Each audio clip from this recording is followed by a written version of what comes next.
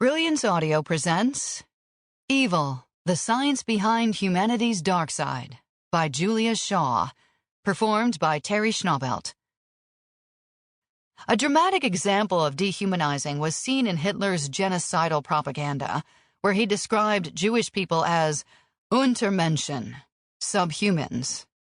The Nazis also compared other groups they targeted to animals, insects, and diseases.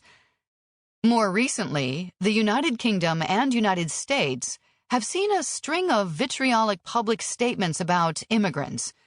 In 2015, British media personality Katie Hopkins described migrants arriving in boats as cockroaches, a term that was publicly criticized by the UN's human rights chief, Zaid Ra'ad al-Hussein. He retorted saying, "The Nazi media described people their masters wanted to eliminate as rats and cockroaches."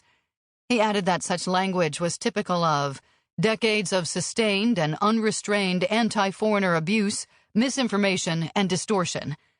Similarly, on May 1st, 2017, the 100th day of his presidency, Donald Trump read aloud as part of a speech the lyrics of a song about a snake originally written in 1963 by Oscar Brown Jr.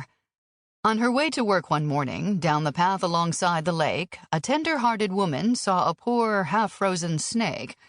His pretty-colored skin had been all frosted with the dew. "Oh, well," she cried, "I'll take you in and I'll take care of you."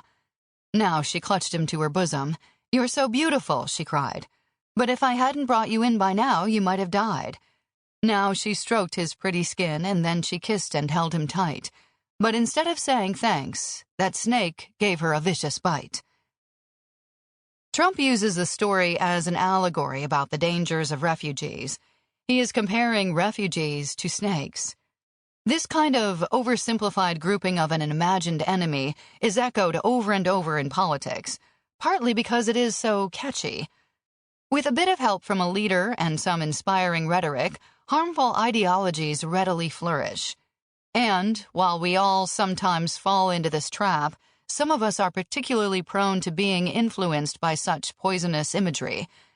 This is where we really begin our imagined reconstruction of Hitler's brain. Given his particular propensity for dehumanizing, the parts of the brain responsible for this may have been particularly affected. According to Ryman and Zimbardo, de-individuating and dehumanizing could potentially involve a network of brain areas, including the ventromedial prefrontal cortex, the amygdala, the brainstem structures, that is, hypothalamus and periaqueductal gray. Helpfully, they provide an image of their model. Their model suggests that what starts as a feeling of anonymity, of not being to blame for what we do because we feel like we are simply part of a larger group, ends with an increased ability to do harm to others. Here's how they propose evil works in the brain. De-individuation. The person stops thinking of themselves as an individual and identifies as an anonymous part of a group. This leads them to feeling like they are not personally accountable for their behavior. This is related to a decrease in the activity of the ventromedial prefrontal cortex, VMPFC. Reducing the activity in the VMPFC is known to be linked with aggression and poor decision-making and can lead to disinhibited and antisocial behavior. Dehumanization. This decreased activity is accompanied by an increase in activity in the amygdala, the emotion part of the brain. This is linked to feelings such as anger and fear. Antisocial behavior.